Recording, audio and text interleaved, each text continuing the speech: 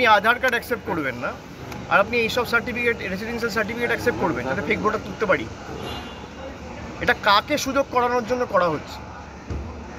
Election কমিশনের যদি লক্ষ্য বা ইলেকশন কমিশনের যদি সত্যি মানসিকতা থাকে যে প্রকৃত ভারতবর্ষের একটা নাগরিকও যাতে বাদ না যায়, তাহলে ইলেকশন কমিশন কোনোদিন এইভাবে মানে হটকারিতা করে যে 2004-এর পরে নাম থাকলে মা বাবার সার্টিফিকেট, যেটা এনআরসি বেসিক্যালি বলেছিল, এ তো ঘুরপথে এনআরসি করা।